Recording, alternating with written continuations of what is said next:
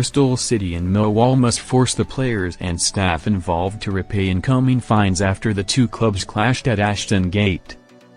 That is according to former PGMOL chief and ex-FIFA referee, Hackett, who exclusively told Football Insider that the championship duo are incredibly likely to face punishment after the incident on Saturday 6 December.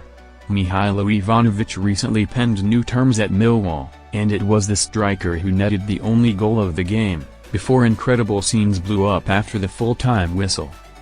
Alongside Sheffield Wednesday, Norwich City and Portsmouth are likely to be relegated, but neither let their emotions get the better of them during their games over the weekend. Full-time brawls spark at Ashton Gate. On-pitch brawls are happening far too often, with Bournemouth and Sunderland clashing, especially after Lewis Cook's red card, and those involved are being told to take accountability for their actions.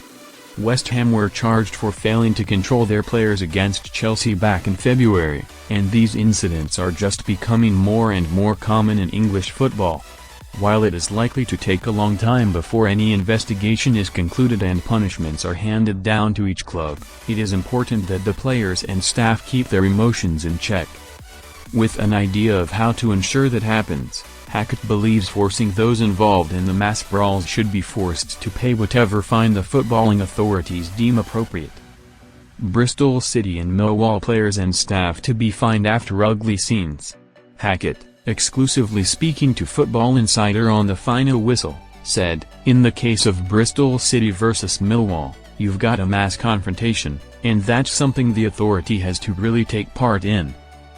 Even in my day, a fine could have been imposed of up to £250,000 on a club for mass confrontation.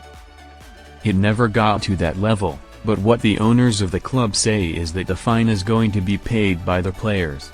Bristol City and Millwall aren't on Premier League wages, so when a fine comes in, as they will do, the clubs must ensure the players and staff are taking the brunt of the cost."